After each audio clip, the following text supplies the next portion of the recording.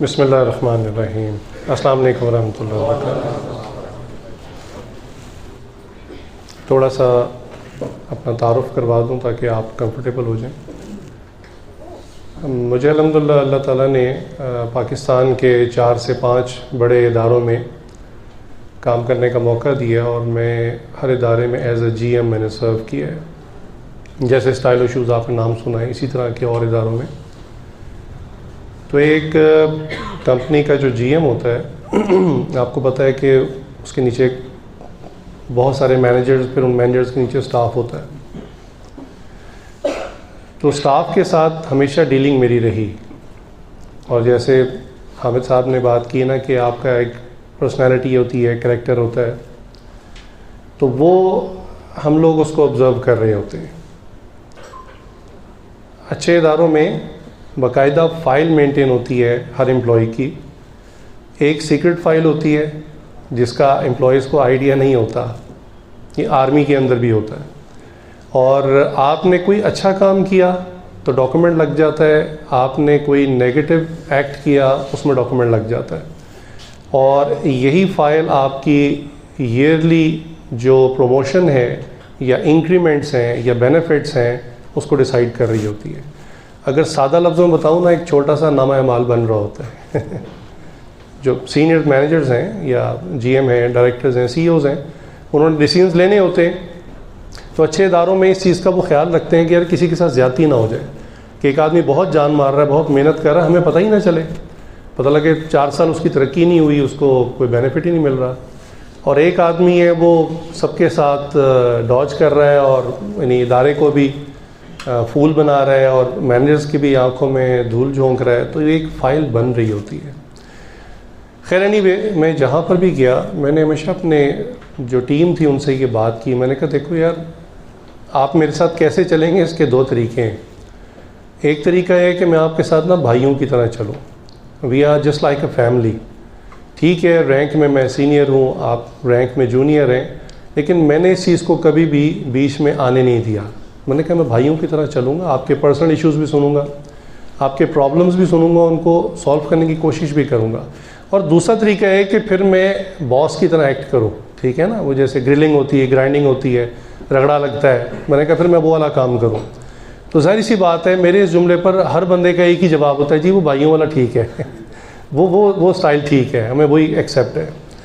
تو یہ جب آپ کسی کو اپنا پازیٹیو سائڈ دکھاتے ہیں تو ہر بندہ اس کو اپریشیٹ کرتا ہے، چونکہ ہر آدمی کو پازیٹیو بندہ پسند ہے. تو جس طرح آپ گھر میں ایک فیملی ہوتے ہیں، اسی طرح آپ اپنی ورک پلیس پہ بھی ایک فیملی کی طرح ہوتے ہیں. آپ کی جو دوسری برانچ ہے وہاں میرا سیشن تھا منڈے کو، میں نے وہاں پر بھی یہی بات کی کہ میں نے کہا دیکھیں حدیث میں آیا، نبی کریم صلی اللہ علیہ وسلم نے ارشاد فرمایا ہے کہ 2 چیزوں کی مجھے بہت تاکید کی گئی، بہت زیادہ ایمفسائز کیا گیا. ایک فرمایا ہے کہ دانتوں کی صفائی کا، مسواک کا بہت زیادہ کہا گیا، اور دوسرا پڑوسیوں کے حقوق کا بہت زیادہ کہا گیا.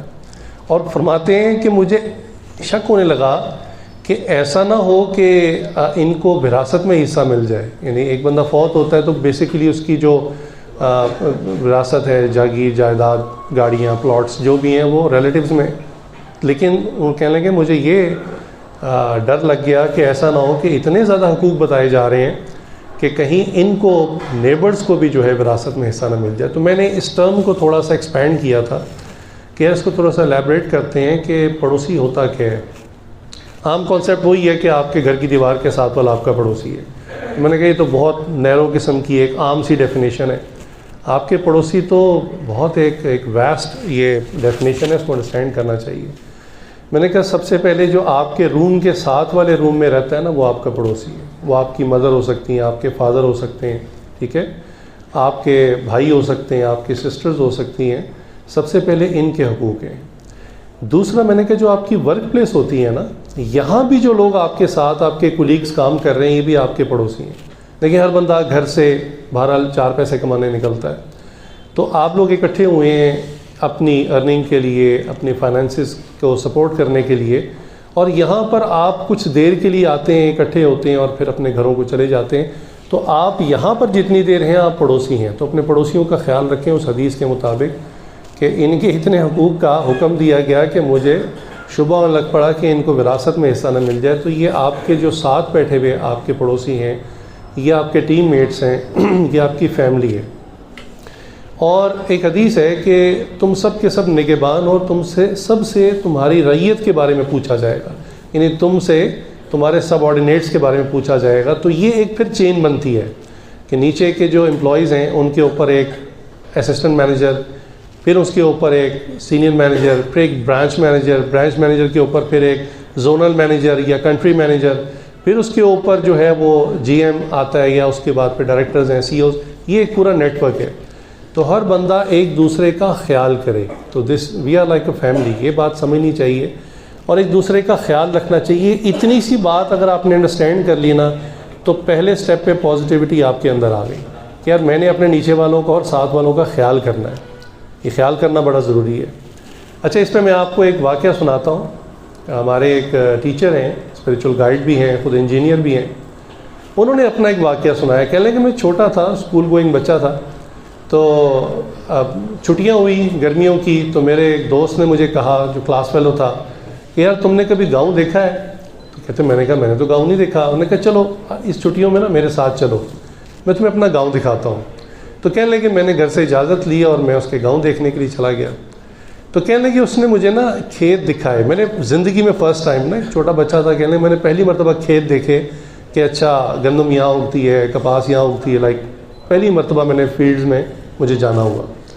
کہنے لگے لیکن وہاں پہ میں نے ایک عجیب سی چیز دیکھی. میں نے کیا دیکھا کہ وہ جو جانوروں کا فلتھ ہوتا ہے نا، گندگی، وہ کھیت کے اندر نا پائل اپ کی ہوئی ہے، ڈھیر لگا کے رکھا ہوا ہے. تو کہنے لگے مجھے بڑی نفرت ہوئی. میں نے اپنے دوست سے پوچھا یار یہ اتنی گندگی اور یہ فلتھ، بندہ دور بھاگتا ہے اس سے، اور یہاں سبزیاں اگتی ہیں، گندم اگتی ہے، ویجیٹیبلز ہیں، ہم کھاتے ہیں، اور یہ گندگی یہاں کیوں اکٹھی کی ہوئی ہے؟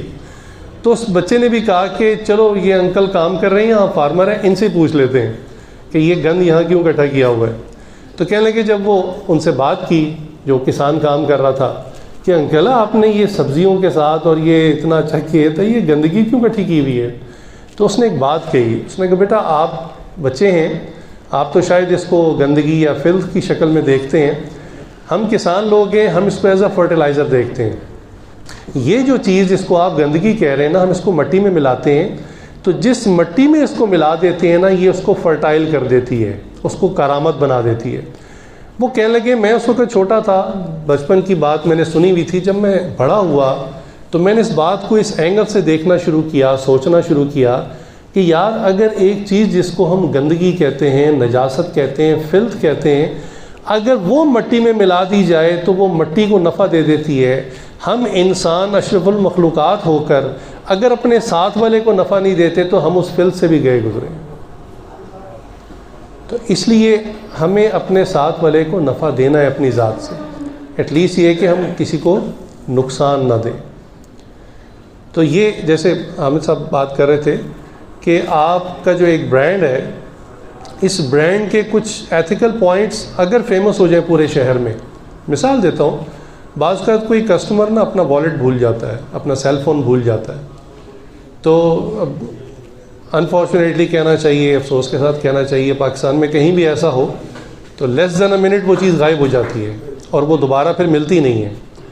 تو ہو سکتا ہے آپ ہی کی ایک ایتھیکل ویلیو یہ فیم پکڑ لے کہ یار چیزیس میں جب آپ جائیں اور آپ کی کوئی چیز گم ہو جائے نا، آپ ہفتے بعد بھی جا کے مانگیں گے، وہ آپ کے سامنے رکھ دیں گے. یہ ایک ایتھیکل ویلیو ہے، اور اس کی وجہ سے آپ کی آرگنائزیشن کی بھی ویلیو بنے گی، آپ کی بھی ویلیو بنے گی. لہٰذا یہ جو ایتھکس ہے نا، یہ آپ کو پروموٹ کرتے ہیں ورلڈ لیول پہ. جیسے حامد صاحب بھی بات کر رہے تھے کہ جب آپ ایک تو ہے پاکستان میں رہنا، ہمارا اپنا ایک کلچر ہے، اپنی نارمز ہیں، اپنی چیزیں ہیں، اور بعض اوقات ہم مینٹلی ایکسیپٹ کر لیتے ہیں کہ ہاں یار ہم ہیں ہی برے. یہ بات غلط ہے. We have to change this image. اور جو لوگ ابراڈ جاتے ہیں نا، وہ اس کا بڑا خیال کرتے ہیں کہ یار ہم پر پاکستان کا ٹیگ لگا ہوا ہے، تو ہم نے کوئی الٹا کام نہیں کرنا یہاں، تاکہ ہم اس داغ کو دھونے میں کم از کم کچھ نہ کچھ حصہ اپنا ڈالیں. تو آپ کے پاس بھی یہ چانس ہے کہ آپ جب اپنے کلائنٹس کو، کسٹمرز کو ڈیل کرتے ہیں، تو آپ بھی اس کو چینج کر سکتے ہیں. میں نے ایک ایکسپیریمنٹ کی بات کی تھی, یوٹیوب پہ ایکسپیریمنٹ پڑا ہوا, آپ دیکھ لیجیے گا. ایک یونیورسٹی کا اسٹوڈنٹ ہے, اس نے ایک ایکسپیریمنٹ شیئر کیا, اس نے ولاگ کیا. اس نے کہا جی ہمیں ایک اسائنمنٹ ملی ہے, ہمارے جو ٹیچر ہیں انہوں نے ہمیں یہ بات پڑھائی, یہ بتائی ہے کہ ایوری ورڈ یو سے ہیز این امپیکٹ. ہم جو بولتے ہیں, جو کہتے ہیں, اس کا اثر ہوتا ہے. تو ہمارے پروفیسر نے ہمیں ایک ایکسپیریمنٹ دیا کرنے کے لیے, اور وہ کیا ہے, انہوں نے کہا 2 گلاس لیے اور سیم ٹیپ واٹر, نلکے کا پانی ایک جیسے ایک ہی جگہ سے لیا, اور ایک کو ایک کمرے میں رکھ دیا اور دوسرے گلاس کو دوسرے کمرے میں رکھ دیا, اور ایک گلاس کے اوپر جو ہے نا کہنے لگے ہمیں انہوں نے کہا تھا کوئی اچھی اسٹیٹمنٹ لکھ دیں, کوئی اچھے الفاظ لکھ دیں. کہنے لگے اس نے لکھا ہوا تھا وہ ویڈیو میں آئی لو یو, وہ گلاس کے اوپر لکھا ہوا تھا پانی پہ, اور جو دوسرا تھا اس پہ لکھا ہوا تھا آئی ہیٹ یو. تو کہنے لگے ہمیں ایکسپیریمنٹ کا یہ پارٹ ہے کہ ہم نے کچھ عرصہ اس ایکسپیریمنٹ کو کرنا ہے, اور روزانہ وہ جس گلاس پہ آئی لو یو لکھا ہے نا, کہنے لگے اس کے پاس جا کے نا میں کوئی 2-4 اچھے جملے بولتا ہوں کہ تم بڑے اچھے ہو, صاف پانی ہو, تم سے لوگوں کو فائدہ ہوتا ہے.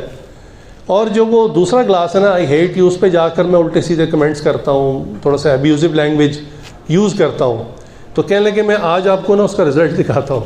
تو اس نے وہ دونوں گلاس سامنے رکھے جو سیم ٹیپ واٹر کے تھے, جس پہ آئی لو یو اور اچھے کمنٹس دیے جا رہے تھے, وہ پانی بالکل کرسٹل کلیئر تھا, اور جس پہ آئی ہیٹ یو لکھا ہوا تھا وہ پانی گدلا ہو چکا تھا.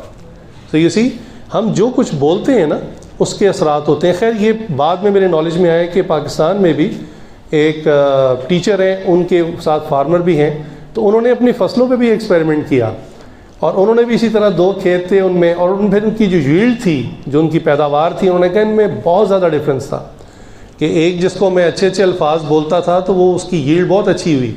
تو دیکھیں یہ بظاہر بے جان چیزیں ہیں, نان لیونگ تھنگس میں شمار ہوتی ہے. اگر ان کے اوپر ہمارے پازیٹیو ریاکشنز کا اثر ہوتا ہے, ہمارے نیگیٹو ریاکشنز کا اثر ہوتا ہے, تو ایک جیتے جاگتے انسان پر کتنا اثر ہوگا.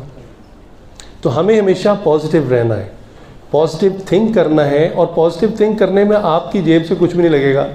ٹھیک ہے, انسان جب پازیٹیو سوچنا شروع کرتا ہے اور اس پر پازیٹیو ایکشنز لینا شروع کرتا ہے, تو آپ کی اپنی ایک ورلڈ ہے جو بلڈ اپ ہونا شروع ہو جاتی ہے. میں نے مثال دی تھی, جس بلڈنگ میں ہم یہاں بیٹھے ہوئے ہیں, اگر کوئی یہ ایک زمین تھی نا, ایک سادہ زمین تھی, ہو سکتا ہے کسی زمانے میں یہاں بھی کھیت ہوں, بعد میں پلاٹنگ ہو گئی, اب اس وقت بلڈنگ بن چکی ہے. ٹھیک ہے نا, ایک چیزز برانڈ کی بلڈنگ ہے یہاں پہ. لیکن یہ بلڈنگ کیسے بنی؟ کسی نے پازیٹیو سوچا, کچھ کریٹیوٹی کا سوچا کہ یار کوئی بلڈنگ بنائی جائے, اور اس میں ایسے سرو کیا جائے, ایک برانڈ بنایا جائے, تب یہ بلڈنگ بنی, اور آج ہم یہاں بیٹھے ہوئے ہیں. اگر کوئی پازیٹیو سٹیپ نہ لیتا, سوچتا ہی نہ, تو آج ہم یہاں نہ ہوتے. تو دیکھیں آپ کی جو دنیا بننی شروع ہوتی ہے نا, وہ پازیٹیوٹی سے بننی شروع ہوتی ہے. اس لیے ہمیشہ پازیٹیو رہیں. میں وہ پاکستانیوں کی بات کی اور نیگیٹو بات میں کرنا نہیں چاہتا, لیکن جسٹ فار ایگزامپل وہ یہ پیٹ شاپس ہوتی ہیں نا, جہاں پہ مختلف جانور وغیرہ لوگ سیل کرتے ہیں. تو ہمارے انہی ٹیچر کی بات کر رہا ہوں, یہ ابراڈ کہیں گئے تھے, تو وہ بہت بڑی ایک پیٹ شاپ تھی, تو ان کو وہاں جانا ہوا, تو وہ ڈفرینٹ اینیملز وغیرہ انہوں نے رکھے ہوئے تھے, چیزیں رکھی ہوئی تھیں. حتیٰ کہ وہاں پہ تو لوگوں کے, گوروں کے عجیب شوق ہیں, وہ سانپ بھی پالتے ہیں, اژدہا بھی پال لیتے ہیں, بچھو بھی پالتے ہیں. تو وہ اس پیٹ شاپ میں نا لائک سارے قسم کے اینیملز تھے. تو کہنے لگے میں جا رہا تھا تو میں نے دیکھا جتنے بھی جانور ہیں, ایون بعض بڑے خطرناک قسم کے زہریلے جانور تھے, تو ان سب کو انہوں نے نا کور کیا ہوا تھا. یعنی ان کے جو جارز تھے ان کے اوپر لڈ تھی, ایک ٹاپ بند تھا اوپر سے.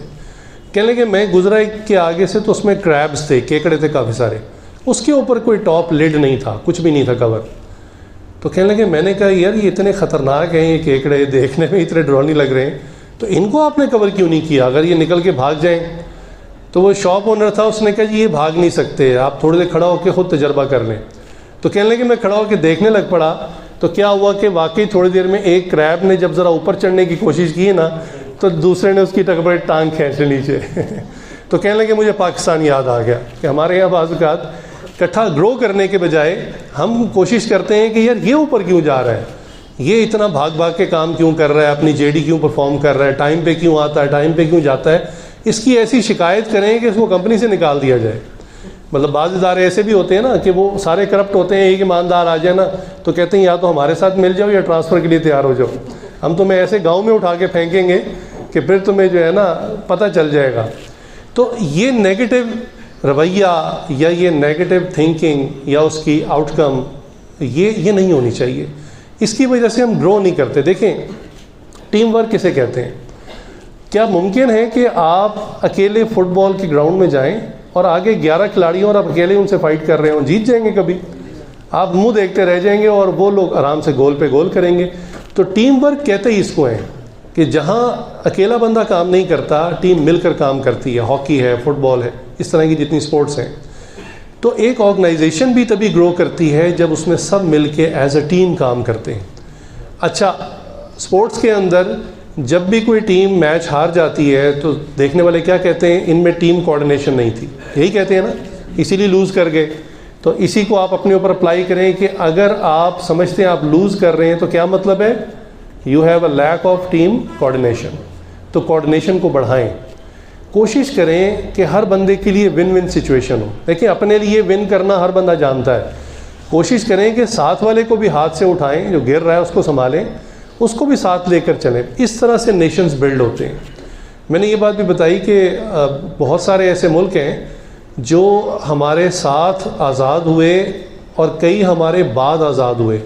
آپ آج ان کے حالات دیکھیں، بندہ دیکھ کر حیران ہو جاتا ہے. اتنی ترقی کر لی ان ملکوں نے، یعنی ٹائم انہیں یا تو ہمارا جتنا ملا یا ہم سے بھی کم ملا، لیکن ان کی ترقی کو دیکھ کے ہم حیران ہو جاتے ہیں کہ اتنی ترقی کیسے ہو گئی. آپ کو بتاؤں، ایک نیوز ہے، ایک زمانہ تھا کہ پاکستان نے امریکن پریزیڈنٹ کو باقاعدہ پاکستان نے ایڈ دی ہے امریکہ میں. ٹھیک ہے نا، کسی موقع پر ان کو ضرورت تھی تو پاکستان نے ایڈ دی. آپ کہیں گے یہ کوئی جوک ہے. نہیں جی، یہ بالکل نیوز میں موجود ہے، آپ اس کو چیک کر سکتے ہیں، ویریفائی کر سکتے ہیں. تو ایک زمانہ وہ بھی تھا. اتنے اچھے ہم تھے حالات، اور اتنا پیچھے کیسے رہ گئے؟ یہ اسی نیگیٹو تھنکنگ کی وجہ سے. دیکھیں negative thinking and positive thinking basically یہ ایک سوچ کا زاویہ ہے. دنیا میں ہر چیز ہوتی ہے، اچھا برا ہر چیز ہوتی ہے. آپ کی سوچ کا زاویہ. میرے بھائی دبئی رہے کچھ عرصہ، تو کہنے لگے کہ یار دبئی میں نا ہر قسم کا کرائم ہوتا ہے، ہر قسم کا گناہ ہوتا ہے، لیکن مجال ہے کہ نیوز پیپر میں کوئی چیز آ جائے. انہوں نے کہا ان کا نیوز پیپر نا ایک موٹا میگزین ہوتا ہے، بہت بڑا رسالہ ہوتا ہے، کئی صفحات پہ مشتمل.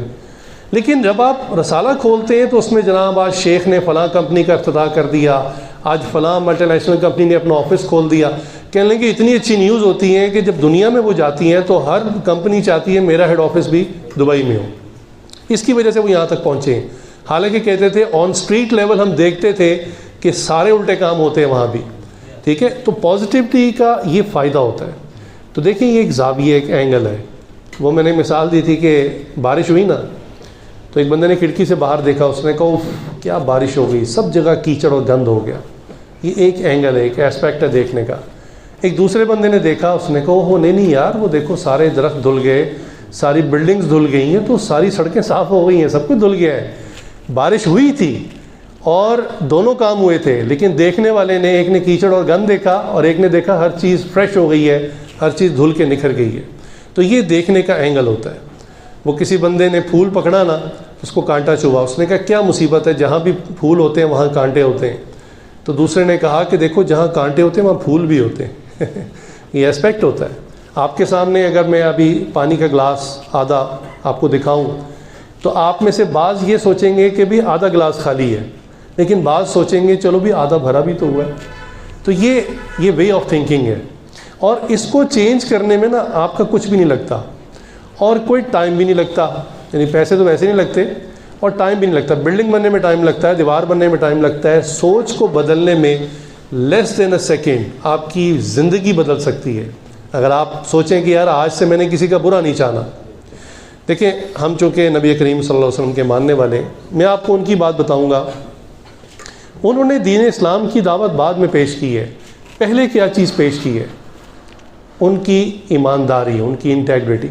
یہاں تک کہ جو نان مسلمس تھے، نان بلیورز تھے، وہ منہ سے کہتے تھے کہ ہم ان کی اس دعوت کو تو نہیں مانتے جو یہ کہہ رہے ہیں کہ ایک خدا ہے، لیکن اس بات کو ضرور مانتے ہیں کہ یہ صادق اور امین ہے. اور صادق اور امین ہونے کا لیول کیا تھا کہ جب مکہ والوں نے اتنا تنگ کیا کہ مکہ میں سٹے کرنا پاسبل نہیں رہا اور آپ صلی اللہ علیہ وسلم ہیز ٹو مائیگریٹ ٹو مدینہ منورہ، ہجرت کرنی پڑ گئی. تو آپ صلی اللہ علیہ وسلم جاتے ہوئے علی تعالیٰ کو کیا کہہ رہے ہیں؟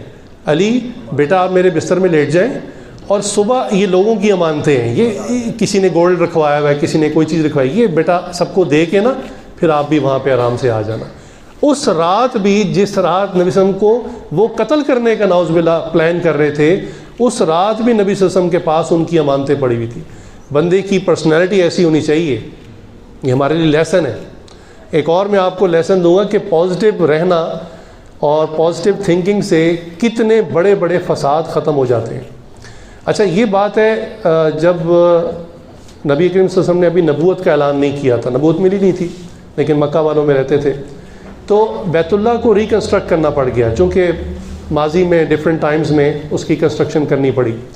تو بیت اللہ کو جب ریکنسٹرکٹ کیا تو سب مکہ والوں نے مل کے کیا، ڈفرینٹ قبیلے تھے، لیکن جب حجر اسود کو لگانے کی بات آئی نا، وہ چونکہ ایک ہی سٹون ہے جنت کا آیا ہوا، اب ہر قبیلے والا چاہتا تھا کہ ہمارا سردار اس کو فٹ کرے، تاکہ نہ رہتی دنیا ہسٹری میں یہ بات نوٹ ہو کہ فلاں قبیلے کے سردار نے اس کو امپلیس کیا ہے۔ اب اس پہ جھگڑا کھڑا ہو گیا، اور جھگڑا بھی چھوٹا موٹا نہیں، جھگڑا اس لیول کا ہو گیا کہ انہوں نے کہا کہ ہمارا سردار ہی رکھے گا ورنہ تلواریں نکل آئیں، چونکہ وہ لڑنے ورنے میں بہت زیادہ وہ لوگ شروع سے ہی ماہر تھے۔ تو اب مسئلہ بن گیا قتل ہونے کا، تو کسی سیانے نے، بوڑھے نے کہا بھائی تم اللہ کا گھر بنا رہے ہو، یہاں بھی لڑائی کر رہے ہو؟ تو انہوں نے کہا پھر آپ مسئلہ حل کریں، لیکن کوئی وڈرا کرنے کے لیے تیار نہیں تھا۔ وہ کہتے تھے نہ، جس طرح مرضی اتفاق رائے کریں، ہمارا ہی سردار رکھے گا۔ اب اس پر آ کے نا ایک یعنی وہ ٹائی ہو گیا مسئلہ کہ بھئی پھنس گیا، کیا کریں؟ اچھا انہوں نے کہا کہ چلو ایسا کرتے ہیں، ہم سب رات سو جاتے ہیں، صبح جو بندہ سب سے پہلے حرم میں داخل ہوگا وہ جو ڈیسیژن کرے گا ہم سب کو ایکسیپٹیبل ہوگا۔ ایگریڈ؟ انہوں نے کہا جی ایگریڈ۔ اب آپ سوچ سکتے ہیں ایک طرف وہ مرنے مارنے پر آئے ہوئے تھے، کیا رات سوئے ہوں گے وہ؟ ظاہری بات ہے ہر بندہ چاہتا ہوگا صبح سب سے پہلے میں جاؤں۔ اللہ کی شان، سب کو نیند آ گئی سب سو گئے۔ جب بیدار ہوئے تو اچھا خاصا دن چڑھ چکا تھا، وہ جب دوڑتے ہوئے گئے حرم میں تو ایک شخصیت ایسی نظر آئی کہ انہوں نے، جس نے بھی دیکھا انہوں نے کہا بس بالکل جو یہ کہہ دیں گے ہمیں قبول ہے، اور لوگوں نے دیکھا وہ نبی کریم صلی اللہ علیہ وسلم، ایسی ان کی شخصیت تھی۔ اچھا معذرت کے ساتھ بعض لوگ الزام لگاتے ہیں کہ اسلام دہشت گردی کا مذہب ہے، لائک لڑنے مرنے کا۔ تو میرے ایک ٹیچر ہیں، مفتی صاحب ہیں، وہ کہتے ہیں دیکھو اگر یہ لڑنے کا یا دہشت گردی کا ہوتا نا تو یہ بڑا زبردست موقع تھا۔ نبی کریم صلی اللہ علیہ وسلم فرماتے ہیں ڈیسیژن میرے اوپر ہے، نکالو تلواریں، لڑو آپس میں، جو اینڈ میں بچ جائے گا وہ ونر ہے۔ کہا میں نہیں، ایک چادر لی، اس پر حجر اسود رکھا اور تمام سرداروں کو کہا اس کے کارنرز پکڑ لو، اور سب نے کارنر پکڑے اور بالکل اس کو اس جگہ کے قریب لے گئے جہاں لگانا تھا، اور وہاں پہ نبی کریم صلی اللہ علیہ وسلم نے اپنے مبارک ہاتھوں سے اس کو نصب کر دیا۔ سب خوش ہو گئے، سب کی اتفاق رائے سے ہو گیا کام۔ تو پازیٹیو جو بندہ ہوتا ہے نا، وہ بڑے بڑی جنگوں کو رکوا دیا کرتا ہے، بڑے بڑے جھگڑوں کو ختم کروا دیا کرتا ہے۔ اس لیے ہمیں پازیٹیو رہنا ہے، اور انٹیگریٹی ہماری دیانتداری ہے، ایمانداری ہے۔ یہ تو ایسی ہو کہ وہی جو حامد بھائی کہہ رہے تھے کہ آپ کا دوست اور دشمن دونوں گواہی دیں۔ دشمن کیا ہے، مجھے بندہ بہت برا لگتا ہے لیکن یہ چور نہیں ہے، جو مرضی ہو جائے، چور نہیں ہے، چوری نہیں کر سکتا، یہ جتنا مرضی مجھے برا لگتا ہے یہ جھوٹ نہیں بول سکتا۔ تو ایک ہمارا سلوگن بھی ہے کہ کاروبار ختم ہوتا ہے تو ہو جائے، ہم جھوٹ نہیں بولیں گے، ہمیشہ سچ بولیں گے۔ اس پہ میرے ایک ٹیچر کی بڑی زبردست سیئنگ ہے، میں نے بتایا ہوا ہے کہ وہ کہا کرتے تھے کہ دیکھو جو بندہ بظاہر سچ بولتا ہے نا تو لگتا ہے وہ لوز کر گیا ہے، چونکہ سچ بولنے والے کو موقع پہ سزا مل جاتی ہے، لوگ برا بھلا کہتے ہیں، اور جو جھوٹ بولتا ہے وہ بظاہر ون کر جاتا ہے۔ تو ان کا یہ جو ان کی کوٹ ہے نا بڑی زبردست ہے۔ انہوں نے کہا کہ کبھی زندگی میں ایسی سچویشن آ جائے سچ جھوٹ کی، تو فرمایا کہ تم سچ بول کر ہار جانا، کبھی جھوٹ بول کر مت جیتنا۔ تم سچ بول کر ہار جانا، کبھی جھوٹ بول کر مت جیتنا۔ چنانچہ جب یہ انڈیا پاکستان ہم اکٹھے رہتے تھے پری پارٹیشن، تو کبھی ایسا ہو جاتا تھا، چونکہ دو ڈفرینٹ قومیں تھیں، ریلیجن کا فرق تھا، تو کبھی کوئی نہ کوئی ڈسپیوٹ ہو جاتا تھا، اور وہ بعض کا بڑا ٹھیک ٹھاک جھگڑا بن جاتا تھا۔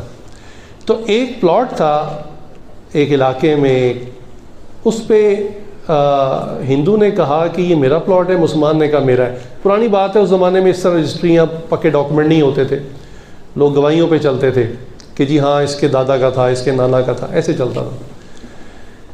تو اب ڈسپیوٹ ہو کے ہندو نے کہا میرا ہے، مسلمان کہتا ہے میرا ہے۔ اب دونوں جھگڑ رہے اس بات پر، تو مسلمان نے کیا کیا، اس نے کہا یہ اس طرح تو میں لوز کر جاؤں گا. تو جنگ تو اس کی ذاتی تھی نا. اس نے کہا میں ساری مسلمان قوم کو شامل کرتا ہوں. اس نے کہا جی یہ پلاٹ میرا ہے اور میں نے اس میں مسجد بنانی ہے. اب جب باقی مسلمانوں نے سنا کہ اچھا اس کا پلاٹ ہے مسجد بنانی ہے، جی ہم بھی ساتھ کھڑے، اب مسجد بن کے رہے گی. اچھا ہندو نے دیکھا کہ یار یہ سارے مسلمان تو اکٹھے ہو گئے، ہم تو گئے، ہم تو لوز کر گئے. تو اس نے ہندوؤں کو کہا کہ اچھا ایسا کرو یہ پلاٹ میرا ہے اور اگر ہمیں مل جائے گا ہم اس میں مندر بنائیں گے. اب ڈسپیوٹ تھا دو بندوں کا، ذاتی پرسنل تھا. اس کو وہ ریلیجس کارڈ پلے کر کے ایک اچھا خاصا ڈسپیوٹ بنا لیا. اچھا انگریز کا زمانہ تھا، برٹشرز کی گورنمنٹ تھی اس وقت، تو وہ عدالت میں چلا گیا، گورے کی عدالت میں. اب گورے نے جب دونوں کے ویوز سنے، باتیں سنی، تو ایز سچ کوئی ڈاکومنٹ تو تھا نہیں، لیکن گورا سمجھ گیا کہ اگر میں نے کسی بھی ایک سائڈ پہ ٹلٹ کیا نا، تو چونکہ مسئلہ اس وقت دین کا بنا ہوا ہے، مسجد اور مندر کا بنا ہوا ہے، تو یہ دوسری پارٹی کو بھی اڑا دیں گے اور مجھے بھی اڑا دیں گے. تو اس نے کہا کہ بھی ایسا کرتے ہیں، ہم اس کیس کو نیکسٹ ہیئرنگ تک پوسٹ پون کر دیتے ہیں. آپ اتنا کر لیں کہ کوئی ایک بندہ باہمی رضامندی سے ڈیسائیڈ کر کے مجھے بتا دیں کہ جو بندہ یہاں آ کے وٹنس کر دے، گواہی دے دے کہ یہ پلاٹ کس کا ہے، اور آپ دونوں پھر اس پر میوچولی ایگری بھی ہوں، ایسی شخصیت ہو.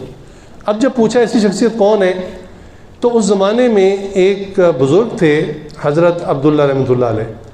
ان کے بارے میں دونوں نے اتفاق رائے، مسلمانوں نے بھی کر لیا اور ہندوؤں نے بھی کر لیا. ہاں وہ آ کے اگر کہہ دیں کہ یہ پلاٹ مسلمانوں کا ہے، ہم دینے کے لیے دستبردار ہونے کے لیے تیار ہیں. اچھا انگریز نے، وہ جج نے کہا ٹھیک ہے جی، نیکسٹ ہیئرنگ کی ڈیٹ دے دی. اب جب یہ ہندو عدالت سے باہر نکلے تو باہر ایک یعنی پورا علاقہ کھڑا ہوا تھا ہندوؤں کا. انہوں نے کہا تمہارا دماغ خراب ہے، اور بھائی کسی بندے کا نام لینا ہی تھا ثالثی کے طور پہ، تو کسی کم از کم ہندو کا لیتے. وہ مسلمان ہے، وہ مسجد کے لیے ہاں کر دے گا. آپ لوگوں نے کیا کیا؟ آپ کہتے ہیں یار اب تو بس کہہ دیا، اب دیکھتے ہیں کیا ہوتا ہے. نیکسٹ ہیئرنگ کے اوپر ایک دنیا باہر کھڑی تھی، ہندو بھی مسلمان بھی، کچھ ہندو مسلمان کورٹ کے اندر تھے.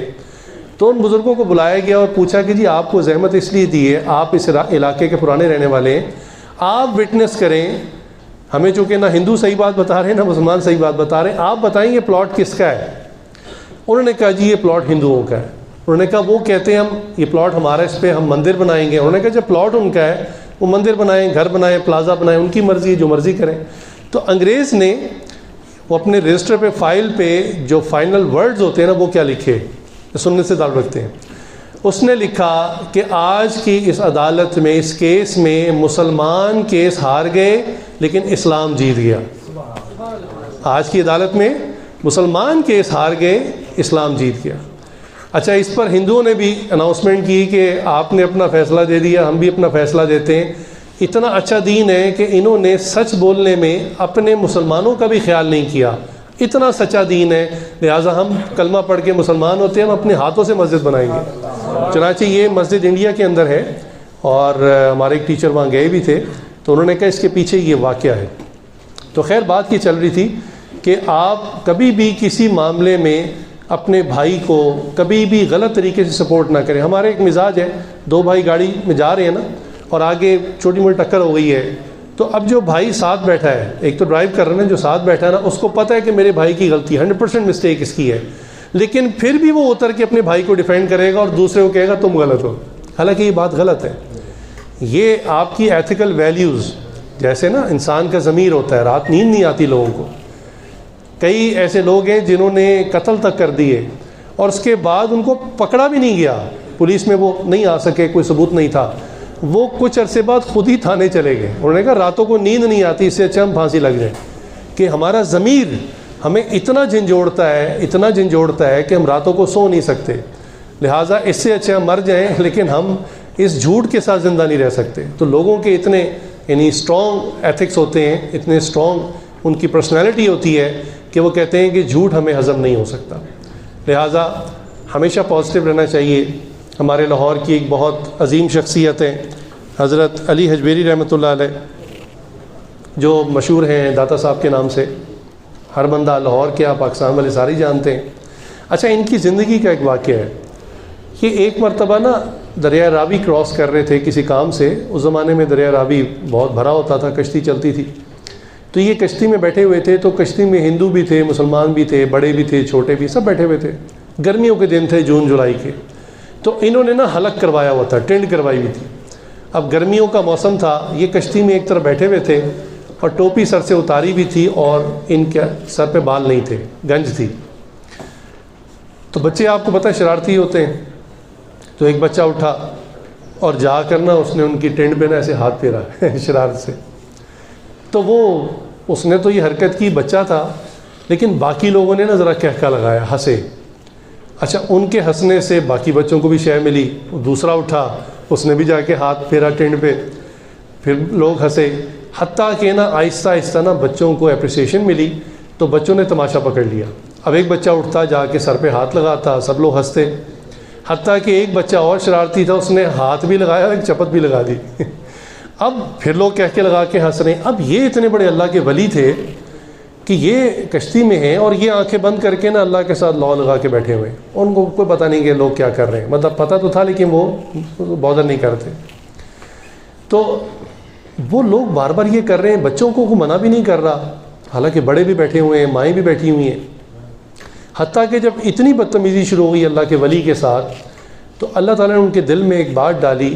فرمایا کہ علی جبیلی رحمۃ اللہ کو کہ آپ کے ساتھ یہ اس طرح سے بدتمیزی کر رہے ہیں، آپ اگر ابھی ہاتھ اٹھا دیں تو ہم اس کشتی کو الٹا دیں گے اور سب کے سب یہ ڈوب کے ہلاک ہو جائیں گے.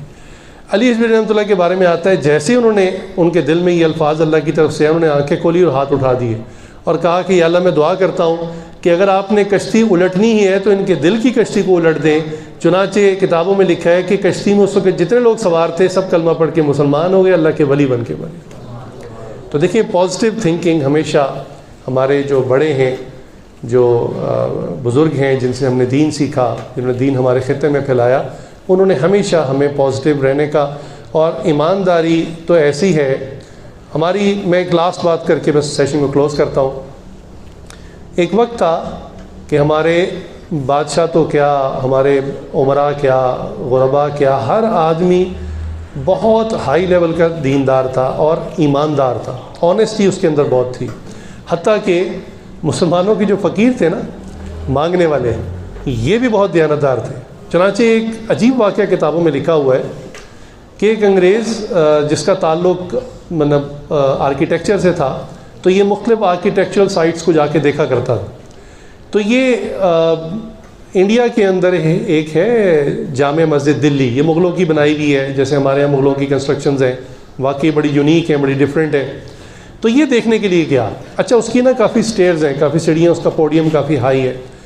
تو یہ سیڑھیاں چڑھ رہا تھا کہ ایک مانگنے والا آیا اللہ کے نام پہ کچھ دیتے. تو وہ گورے نے اپنا والیٹ نکالا، اس کو کچھ پیسے دیے اور وہ اندر چلا گیا.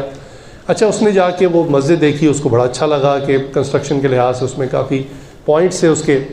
خیر جب وہ واپس گھر آیا تو اس نے اپنی بیوی سے شیئر کیا کہ آج میں مغلوں کی ایک کنسٹرکشن دیکھ کر آیا ہوں، بڑی زبردست تھی اور آرکیٹیکچر کے اس میں اتنے پوائنٹس تھے.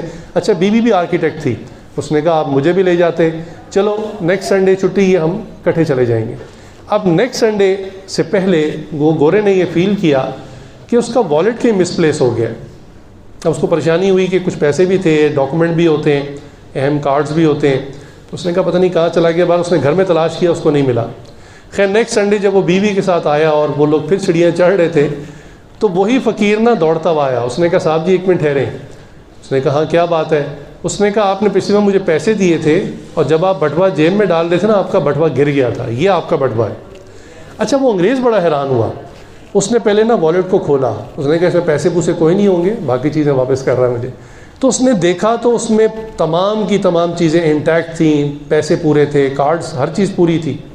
تو اس نے کہا مجھے ایک بات بتاؤ، تم تو لوگوں سے بھیک مانگتے ہو، ایک ایک روپیہ مانگتے ہو، اور میرا والیٹ گر گیا مجھے پتہ بھی نہیں اور اس میں تو اچھی خاصی رقم تھی، تم نے پھر کیوں مجھے یہ واپس کیا ہے؟ تو اس فقیر کا جواب سننے والا ہے. اس نے کہا کہ بھئی بات یہ ہے کہ میرا ضمیر تو پہلے یہ کہتا رہا کہ بھئی تمہیں ایک ایک روپے کی ضرورت ہوتی ہے اور یہ اتنے زیادہ اکٹھے خود ہی مجھے مل گئے ہیں.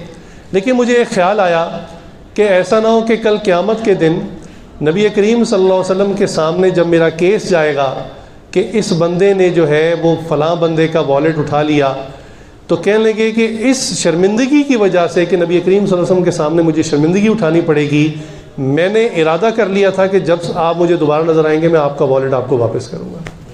تو دیکھیے ایک ایتھیکل چیز ہے جو انسان کا ضمیر ہے، ایک آخرت ہے. حامد بھائی نے بھی یہی بات کی کہ ہم بینگ اے مسلم، یا ایون ہمارے بھائیوں میں کوئی کرسچن بھی بیٹھا ہوا ہے تو کوئی ایسی بات نہیں، وہ بھی بلیورز میں سے ہیں، اللہ پر یقین رکھنے والے ہیں، آخرت پر یقین رکھنے والے ہیں. تو ہم سب کا اس میں عقیدہ ایک ہے، یقین ہے کہ ہم اللہ کے سامنے جب جائیں گے تو وہی 4 سوال کہ مال کیسے کمایا اور کیسے خرچ کیا، تو اس کا ہمارا آڈٹ ہوگا. کمپلیٹ آڈٹ رپورٹ بن رہی ہے آلریڈی.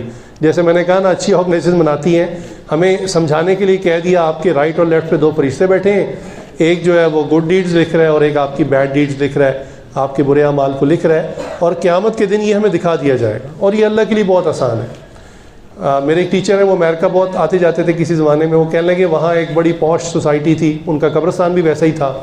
تو کہنے لگے بعض قبروں کے اوپر نا LCDs لگی ہوئی تھی. تو کہنے لگے میں بڑا حیران ہوا کہ قبروں پہ LCD کا کیا کام ہے. تو وہاں کے ایک لوکل بندے نے بتایا کہ جی یہ LCD کے ساتھ ایک بٹن ہے، آپ جب اس کو پریس کرتے ہیں، یعنی ان کے جو چاہنے والے فوت ہونے کے لوائقین جب آتے ہیں اس کی یاد آتی ہے تو وہ آ کے اس بٹن کو پریس کرتے ہیں تو اس کی زندگی کی ایک مختصر 4-5 منٹ کی ایک فائل پلے ہو جاتی ہے. USB لگی ہوئی اندر، وہ فائل چل پڑتی. جیسے پیدا ہوا تھا تصویریں کھینچی، بڑا ہوا تصویریں کھینچی، پہلی دفعہ چلنا شروع کیا تصویریں، موویز بنی. اس کی برتھ ڈے کے اوپر، پھر شادی کے اوپر موویز بنی، پھر آگے اس کی اولاد ہوئی. تو انہوں نے کہا اس کی جو لائف کی پوری ایک ہے نا وہ ریل چل پڑتی ہے. 4-5 منٹ میں نا اس کی زندگی کی فلم چل جاتی ہے. تو ہمارے وہ انجینئر صاحب کہنے لگے وہ عجیب بات ہے، انسان اس ٹیکنالوجی پہ قادر ہے کہ بندے کی پوری زندگی کی سمری 4 سے 5 منٹ میں ڈسپلے کر دیتا ہے. اللہ تعالیٰ کس چیز پہ قادر ہیں کہ ہم نے کوئی کام چھپ کر کیا یا ظاہراً کیا، اللہ تعالیٰ بھی قیامت کے دن اسی طرح ہمیں سارا کچھ ڈسپلے کر دیں گے. لہٰذا ہم اس لیے بھی ایمانداری کے ساتھ معاملہ کریں، اس لیے ایمانداری کے ساتھ معاملہ کریں، اسی لیے سچ بولیں کہ بھی ہمیں کوئی واچ کر رہا ہے، کوئی بڑی ذات ہمیں واچ کر رہی ہے.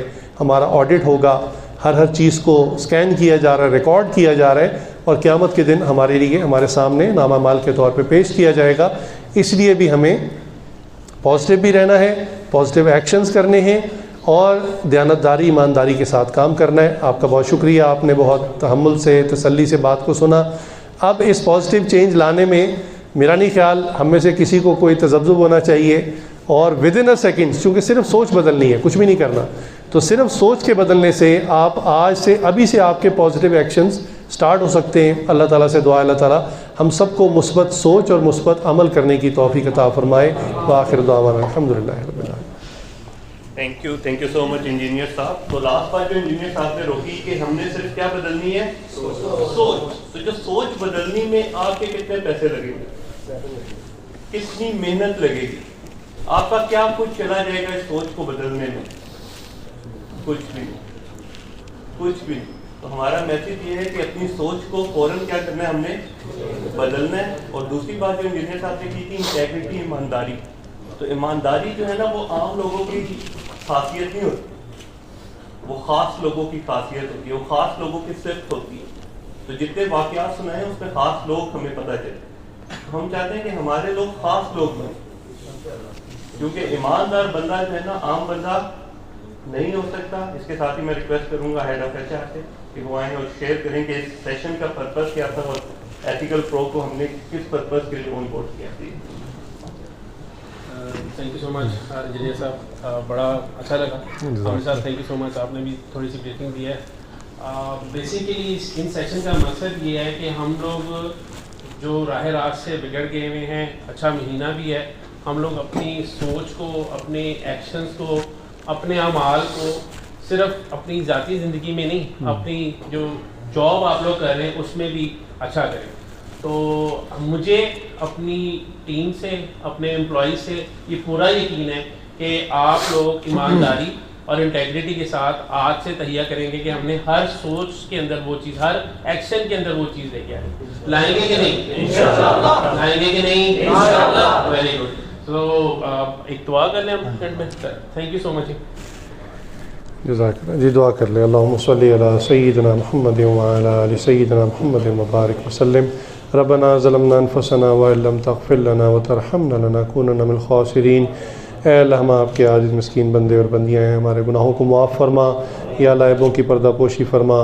یا اللہ جتنے گناہ آج تک کیے انہیں معاف فرما. آئندہ نیکوکاری پرہیزگاری والی زندگی شروع کرنے کی توفیق عطا فرما۔ یا اللہ وہ گناہ جو دن میں کیے، جو راتوں میں کیے، معاف فرما۔ یا اللہ وہ گناہ جو ہمیں یاد ہیں اور جو ہم کر کے بھول گئے، معاف فرما۔ یا اللہ آئندہ سے ہمیں ایک مثبت سوچ کے ساتھ ایک مثبت انسان بننے کی توفیق عطا فرما، ہمیں زندگی میں مثبت اعمال کرنے کی توفیق عطا فرما۔ یا اللہ رمضان المبارک کا مبارک ببرکت مہینہ یا اللہ ہے، اور ہم اس مہینے میں یہ ارادہ کرتے ہیں کہ آج سے آپ ہمیں بالکل بدل دیجئے، اور ہمارے اندر سے جو منفی سوچ، نیگیٹیوٹی ہے، ہماری شخصیت کے جو منفی پہلو ہیں، یا اللہ اس کو ختم فرما کے ہماری شخصیت میں مثبت کردار کو اجاگر کر دیجئے۔ یا اللہ ہمیں نیک اور مثبت کام کرنے کی توفیق عطا فرما، ہمیں دوسروں کی خیر خواہی کرنے والا بنا، دوسروں کے ساتھ اچھائی کرنے والا بنا، دوسروں کا بھلا کرنے والا بنا۔ یا اللہ ہمارے نبی کریم صلی اللہ علیہ وآلہ وسلم ساری زندگی دوسروں کا بھلا فرماتے رہے، چاہے وہ مسلمان تھا چاہے وہ غیر مسلم تھا، انہوں نے ہر ایک کا ہمیشہ اچھا سوچا۔ یا اللہ ہمیں بھی تمام انسانوں کے لیے اچھا سوچنے کی توفیق عطا فرما۔ یا اللہ ہمیں اپنے کاروبار کی اور پروفیشن کے اندر، کام کی جگہ پہ یا اللہ ایمانداری کے ساتھ، دیانتداری کے ساتھ کام کرنے کی توفیق عطا فرما، ہمیشہ سچ بولنے کی توفیق عطا فرما۔ یا اللہ ہماری بظاہر دنیا خراب ہوتی ہے تو ہو جائے، یا اللہ ہم ارادہ کرتے ہیں آئندہ کبھی جھوٹ نہیں بولیں گے، آئندہ کبھی کسی کو دھوکہ نہیں دیں گے، کسی کے ساتھ بددیانتی نہیں کریں گے۔ یا اللہ آپ ہمارے اس ارادے کو یا اللہ وجود عطا فرما دیجئے، ہمیں اس پر عمل کرنے کی توفیق عطا فرما دیجئے۔ یا اللہ آج کے سیشن کو جس ٹیم نے آرگنائز کیا، یا اللہ ان کو جزائے خیر عطا فرما، اسپیشلی جو کمپنیز کے ڈائریکٹرز ہیں، سی اوز ہیں، جنہوں نے اتنی اچھی نیک نیتی کے ساتھ اس طرح کے سیشن رکھوا رہے ہیں، یا اللہ ان کی اس نیت کو قبول فرما کر ان کے اس کاروبار میں خوب برکت عطا فرما، ان کے رزق میں برکت عطا فرما۔ یا اللہ ہم سب کے گھروں میں خیر و عافیت کا معاملہ فرما۔ یا اللہ جو بیمار ہیں انہیں کامل شفا عطا فرما، ہمارے رشتہ دار دور قریب کے جو لوگ فوت ہو گئے ان کی بخشش و مغفرت فرما، ہم سب کا خاتمہ بالایمان فرما، کلمے کے اوپر ہمیں موت عطا فرما۔ یا اللہ جو لوگ کاروبار کی طرف سے، رزق کی طرف سے، نوکریوں کی طرف سے پریشان ہیں، کشائش والا، عافیت والا، برکت والا حلال رزق کا ذریعہ عطا فرما۔ یا اللہ ہم پر جس پر جو قرضہ ہے، کوئی بوجھ ہے، کوئی بیماری ہے، اپنے فضل و کرم سے اس کو دور فرما۔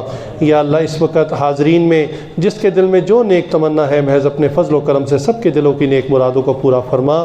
اور یا اللہ ہمارے پیارے حبیب حضرت محمد صلی اللہ علیہ وآلہ وسلم نے جتنی خیریں مانگی ہیں تمام خیریں ہمیں عطا فرما، اور جتنے شرور سے پناہ مانگی تمام شرور سے ہماری حفاظ فرما۔ وصلی اللہ تعالی علی خیر خلقہ محمد وآلہ وصحبہ اجمعین، آمین برحمتک یا ارحم الراحمین۔ ایک لاسٹ بات، سو وی آر پریولیج، جس کا دعا میں بھی ذکر کیا کہ ہم پریولیج اس لیے ہیں کہ ہمارے اونرز ایسے ہیں جو ہمارے بارے میں سوچتے ہیں کہ ہمارے لوگ نہ صرف اس جگہ پہ ترقی کر سکیں بلکہ معاشرے میں جب جائیں اور آگے زندگیوں میں جائیں تو بھی کامیاب بنیں۔ تو اور ہمارے لیے اعزاز کی بات ہے کہ اس میں ہمارے ایم ڈی بھی ہمارے ساتھ موجود ہیں، تو اس کا بھرپور فائدہ اٹھاتے ہیں، اور آپ کی بھرپور تعلیم میں پلیز ویلکم عدنان اجاز۔